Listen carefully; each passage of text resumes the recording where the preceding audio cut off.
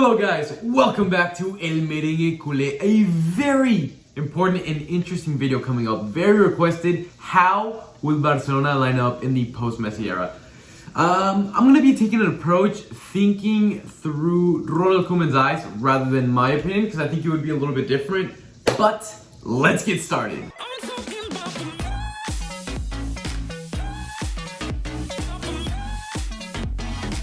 First of all, we're going to start by making the best possible team that we can right now due to injuries. And really quick, I'm going to run through the players that are injured and we'll come back in time. So first of all, Ansu Fati, injured. He hurt his meniscus, has been out for 47 games. That's a lot, but thankfully his return date is roughly around September 9th, which is before our next game. Up next is Ousmane Dembele. He should come back in a little bit over a month, so he won't be in that initial team. Sergio Aguero, more of the same. Gerard Piqué, we don't even know when his expected date of recovery is due to that calf injury. So again, we won't put him into this team. Sergio Roberto, I think he fractured a rib, but is set to come back in time for the next game. Serginho Dest hurt his ankle in the international break, but again, should be back for the next game. So with that being said, let's get started with the player we have. We'll move on to the best possible team, excluding all injuries, and then finally we'll conclude with like that B team. Whenever we play Copa del Rey games that are not the most important games to develop the younglings, which we don't actually have. Yeah, we do. All right, I'll leave it at that. Let's get straight into it before I keep rambling on. 1, 2, 3. Alright guys, as you can see, Marc-Andre ter Stegen is back from injury, so you bet your butt he's going to be slotting right into that goalkeeper position. We transition on to the defense. I'm going to work from the left back, Jordi Alba. He had a fantastic season, but a lot of his success I feel like was down to the linking up with Messi. So again, very curious how he adapts to that, how the players actually adapt to his playing style. We know that connection he had with Messi, second to none. So I'm curious to see, if some of the attackers can get onto that, or maybe we find some sort of equilibrium to keep working. But we transition onto the defenders, and for me, the first one that comes out into my head is Ronald Araujo. Again, a beast in the back, a player that I demand continues to grow, continues to get better, because I really do think he can become, like Virgil van Dijk type of center back, where he's just a monster. So again, keep putting our eggs in that basket for sure.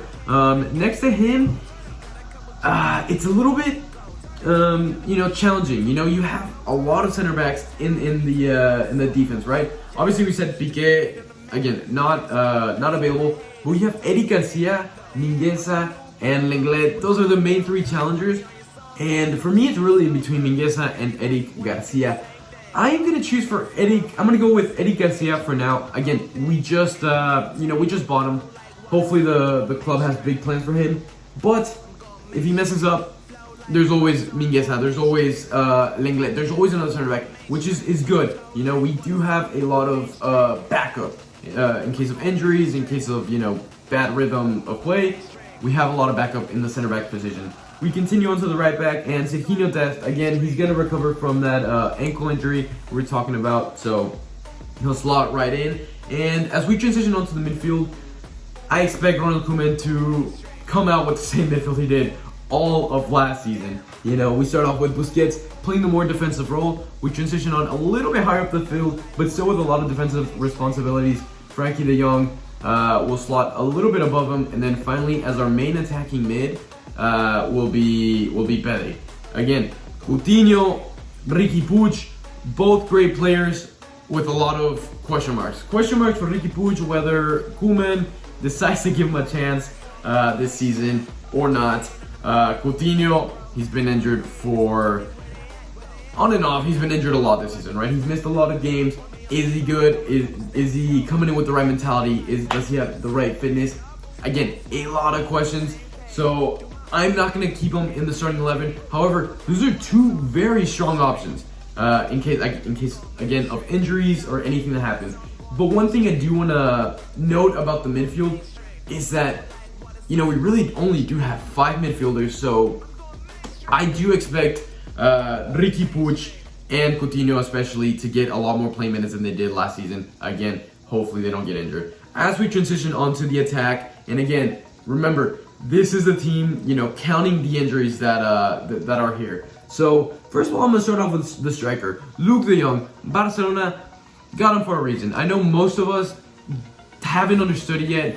Maybe, they want a playing style where it's more, cross heading, we need a target man, a reference point, something to allow the wingers, like a passing option, maybe enable the wingers. So again, we're gonna slot in Luke de Jong in that, central striker, target man position. To his left, I am going to put all my eggs with Ansu Fati. Finally, he's back, and I am so excited.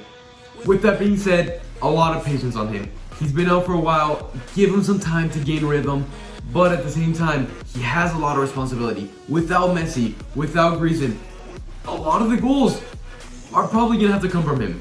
And the player on the right-hand side, in which I'm going to put Memphis Depay. Now, this is where it gets a little bit confusing for me because Ansu Fati and Memphis Depay both can play strikers as well as wingers. Obviously, Depay is more likely to play the striker and Ansu Fati a winger. But at any moment, Depay could slot in the middle and maybe Braithwaite slides into one of the wings or vice versa. Again, just throwing up, other options. So guys, that is it for the first possible variation of Barcelona's squad coming up. It is more of a 4-3-3 variation, which I'm going to change up a little bit for a potential 5 in the back. Again, we do have a plethora of center backs, so something we can explore is perhaps bringing in Mingueza or possibly Linglet. I'm going to bring in Mingueza right now. Alright guys, so I went ahead and brought in Araujo into the middle of the, the 5 in the back. Mingueza to his left-hand side. Again, you want the big, tall defender to be in the middle, commanding the team, bringing some leadership. But obviously we have to remove a player. So I'm going to go ahead and remove Luke de Jong. And I want you guys to just ponder upon this. What if we have a 2-striker formation, right? 5-3-2, in which Ansu Fati and Depay are the strikers. Like I've already mentioned, they can both play wing, they can both play strikers. So it really does take a lot of the limitations away from having 2 strikers instead of, or 2 forwards instead of 3 forwards, right? Because they can adapt, they can play off each other, they can open up space for Pedri, for Coutinho, the attacking mid, to slot in there if they open up. So I think that could be something we look into, Don't knock it until you try it. I am expecting Ronald Koeman and Barcelona as a whole to try a lot of things that we didn't see last season. This will be a very interesting season. At least the first month will be a lot of adapting. Be very patient with the team and look forward to the long term. Don't get so stuck in, we don't have Messi anymore, we don't have Griezmann anymore, what are we gonna do? Barcelona always prevails. We've gone through these moments back in the early 2000s, right before the Ronaldinho era. We were going through a very deep slump. So don't write it off yet. Give Barcelona hope. And next up, we move into the best possible squad that we can have, excluding all injuries. And again, I'm going to go back to the 4-3-3. So we're going to remove Mingueza, Eric Garcia, and we're going to slot in Gerard Piqué. I want Piqué to continue to work alongside Araujo. Again, I want that leadership. I want Piqué to be able to continue to teach Araujo, but at the same time, Koeman to remove Piqué here and there to give Araujo more personality, room to keep developing. The midfield is going to have to stay the same, and the best attacking trio will be with Ousmane Dembele slotting into the right-hand side. I think Ansu Fati stays on the left-hand side, and Depay in the middle. I think that will be the best possible combination, and something you see is a lot of speed. Again, Ansu Fati, very fast. Ousmane Dembele, we don't even need to break it down. And Depay, a lot of speed, a lot of finishing, which I think could play pretty well. We have something that I like about this, the attackers we have right now is we have a lot of diversity. We could opt for, stay a little bit further back and play the counter-attacking role. We do have a lot of fast players. Or we could, slot in Luke de Jong and look for a more, target man, cross it in, play, you know, more physical type of attack. So we do have a lot of diversity. We know a lot of the La Liga teams love to park the bus, which makes the diversity especially useful. Alright guys, and to conclude the video, we're gonna go ahead and make the best possible second tier team that we have available to us. So first of all, I'm going to start with the goalkeeper position, and we're gonna slot in Neto. I do think Neto is a better goalkeeper than Iñaki Peña. I've not seen Iñaki Peña. I've heard good things about him, and I do want him to start getting more minutes under his belt. He's a young player that we need to start developing. Again, Ter Stegen's great, but it never hurts to develop, you know, the youth in general. And see, when we move on to the defense, is where you start to see a few of the gaps. Something that we could improve on, you know, in future signings, right? We have Mingueza, who can play outside back, can play center back, but we have Sergio Roberto, more of the same, can play, you know, midfield / outside back, which is where I'm gonna start by slotting him in there. But it definitely goes to show a bit of weakness in Barca's depth. The outside back position could be improved on.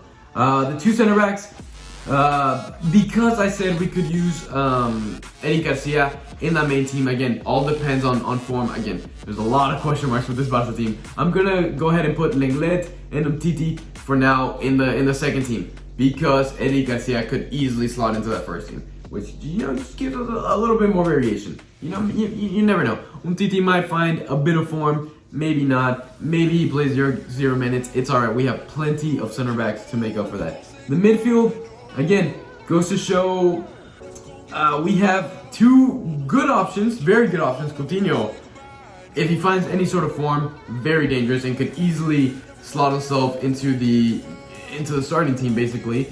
And Riqui Puig, well, we know how good he can be if given the chance. But it definitely goes to show, you know, if Busquets gets hurt, he's on the older end. We don't really have a defensive mid. De Jong could occupy that role temporarily, but again, he's not that defensive mid. Another area where Barca could improve on in future transfer windows. In the attack, we have Youssef Demir. I'm gonna put him in the right wing position. I hope he keeps getting minutes. He showed good signs in the preseason. It's just a matter of developing him.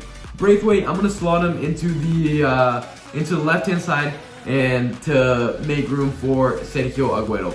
Again, something I keep saying this, but a lot of these players in the second team could easily fit into the first team, which it's exciting. It's exciting to see that you don't necessarily know who's going to be in the starting 11 week in, week out. I think a lot of the players are equally matched, and you know, the ones that have the potential to be, you know, world class depends on how bad they want it, what type of form they're coming into practice, how hard they train, which gives a lot of room for the younglings to play.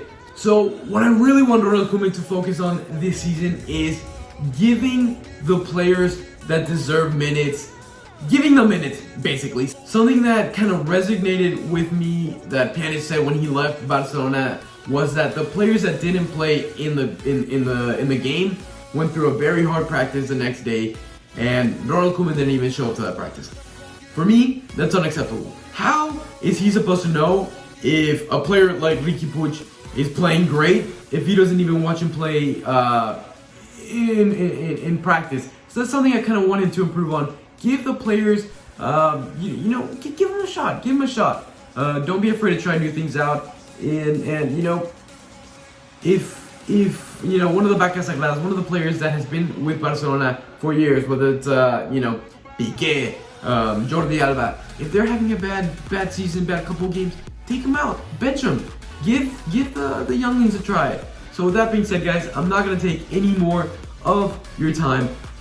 Looking at this possible lineups, I'm actually getting really excited just to see how Barcelona does, how Barcelona adapts in the post-Messi era. Guys, let me know in the comment section if you know, you would change anything to the lineups that I have just shown you guys. What you think could be the best possible lineup in terms of, you know, like a 4-3-3, 5 in the back.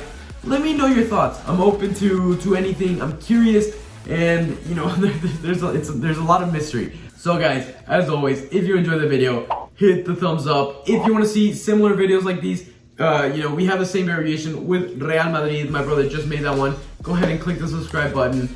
As always, I will see you next video, and until then, peace, God, Barca.